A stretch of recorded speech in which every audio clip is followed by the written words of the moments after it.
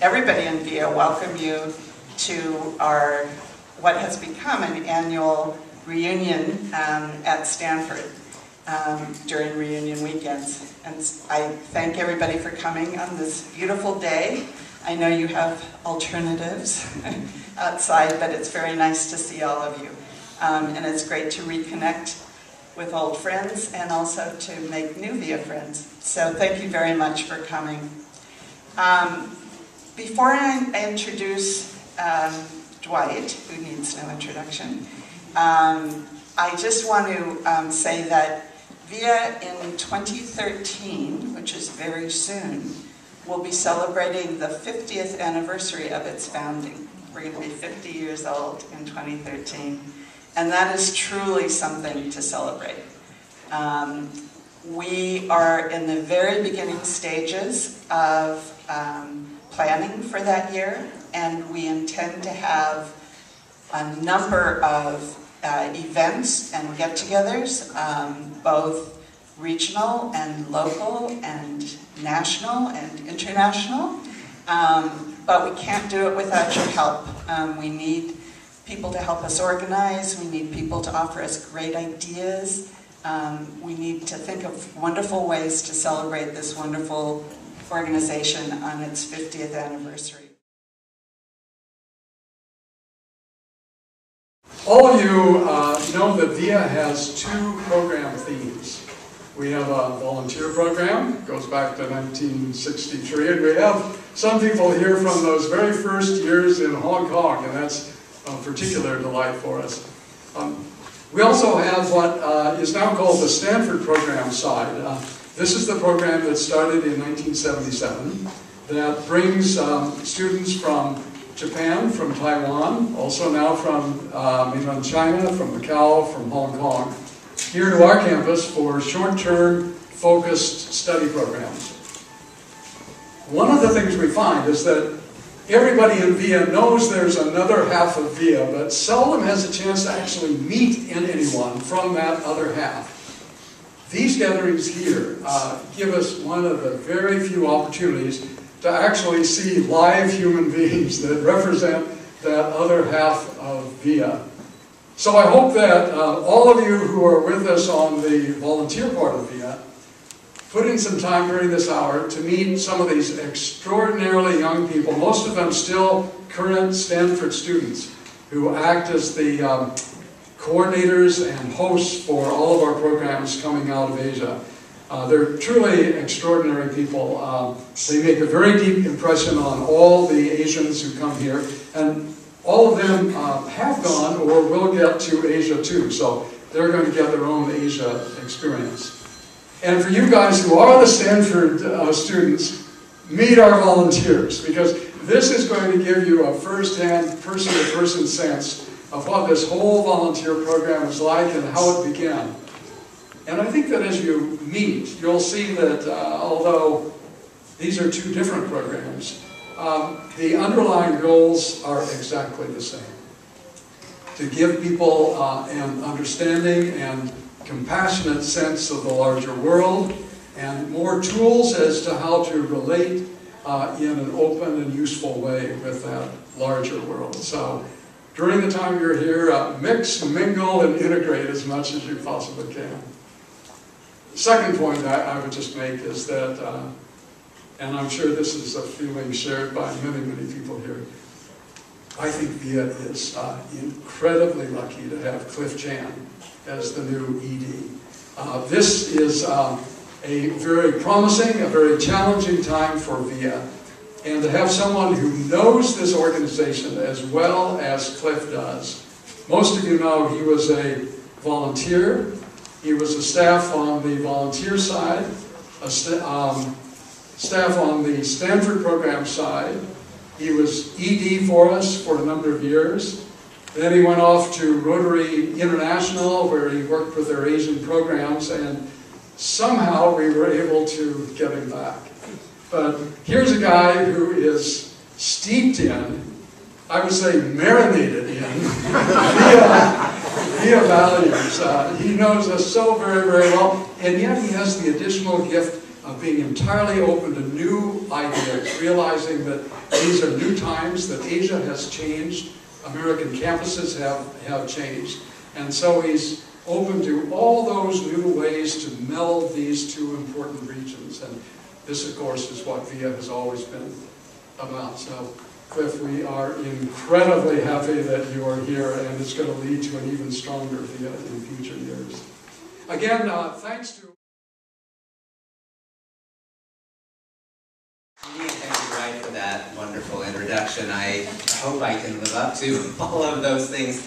And, you know, I think back to something that Dwight told me years ago, and that is that after being in all of those roles, that maybe I'm in a deep vocational rut. But I am extraordinarily honored and very, very pleased to be able to be back here at VIA, and be back here at Stanford, and be back here with you today. Because VIA is doing some remarkable things, and I just wanted to tell you a little bit about them, and you'll see why it's such an exciting role for the volunteers, for the coordinators who are working with students coming from Asia, and also for the staff, some of the things that VIA is doing looking forward to the future. One of the things that I noticed that has changed in many of the Asian countries that VIA is in, and we're in more countries now than we were a decade ago, is that there is a burgeoning and growing nonprofit, grassroots organization movement going on. There are social entrepreneurs springing up everywhere from Japan and Cambodia and Indonesia, and they are reaching out and starting organizations that are working with environmental protection. They're working with water, agriculture, working with cultural preservation among Tibetans in the western part of China. And VIA is working with these organizations to help make them stronger and more sustainable. We're also teaching English, and in some ways that's the way we get our entree into the community. But as well as doing that, we are sending volunteers over to Asia to support a lot of these grassroots initiatives. What's so exciting is the difference that these folks are making. We're providing a modicum of training. They're going in as learners, still the same VIA model. But when they're getting there, let me give you an example of Noel, who is in Thailand working with a group that is helping to support efforts to stop human trafficking in Thailand. And she is working with their programs to help girls and provide education, provide vocational training, helping these young women to have an option, have an alternative. And she is doing remarkable things. She's a DJ for a radio program, she's teaching, she's helping to write grants, she is out there in the field, she's got a blog going. So she is helping to make this organization build networks so that they can address all of the issues surrounding the human trafficking in Thailand and in other parts of Southeast Asia. This is just one example. First, to give you a story that I feel really shows the strength of VIA and the good that we're doing and how it's important, and that we really, really need to keep finding ways to be innovative, as Cliff mentioned, in a changing Asia. In Western China, we have 4 volunteers in Qinghai province, and they all have different roles. One, Devin, is a grant writer for an NGO that works to raise funds to build orphanages for minority children, specifically Tibetan children who are abandoned by their families or their parents are in other areas of China working. And so that program takes in up to 200 students every year to educate them. Some of those students work, some of those students after their program go to our middle school where we have 2 VIA teachers, Brooke and Jonas, who work on an intensive English training program that allows them to apply for universities. Most of these students come from nomadic grasslands and have not really seen regular teachers, regular schools until this point. That program filters into school, a university that we've partnered with for many years in Western China, Shanghai Normal University, which also has an intensive English program which prepares students to move on to universities in China or universities abroad in the Philippines, Australia, and the United States. Our fourth volunteer in Shanghai is Sarah, who works for an NGO that works to write grants for students who have graduated from this program to go back and work on development projects in their hometowns. So from the ages of 4, 5, and 6 to college graduates, we're helping to be part of a community to empower them to take care of the things that they find important, to educate them, and to share opportunities. And all of the volunteers in the story have drawn upon alumni from China and other programs to help support their work. And they continue to tell me at trainings and at conference, they really enjoy reaching out to alumni and having the ability to connect and share knowledge and resources. And I'll extend an invitation. I'm going to briefly take a few minutes to introduce myself and the programs that we run. And I currently manage 5 programs bringing Asian students out here for short-time educational programs, a couple in the springtime focusing on healthcare and social innovation, as well as in the summertime focusing more on general language and culture, and also a service learning program.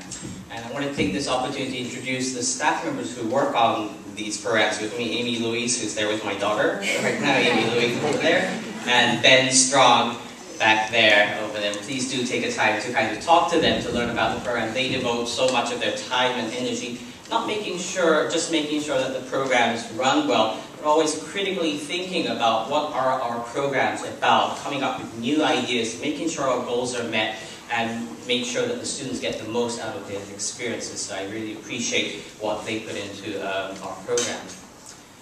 And I think the highlight of the program is when the students are out here and learning a lot. And I think you'll have a chance to talk to a few of those people who are actually here. There are a number of people who are participants from Asia coming on our programs before and happen to be in this area and are here today. Those of you who don't know me, I was also one of them. I came on the VIA program actually in 1991 as a participant on the Language and Culture program. And today's so exciting. I have 2 of my classmates from that program joining. So Yasuhiro over there and Sean, who's also a board member, so I'm really happy to see them. And I was surprised that I have my program director here too, Greg Lance. I'm not sure if you're so there here. So it's nice to have a group from my year here too. And it's just exciting that these connections go on for such a long time. In my example, 20 years, and we're kind of connected in this way, of course, through email and Facebook and everything else, and that's really the excitement of these programs. I also wanted to acknowledge the Stanford students are here.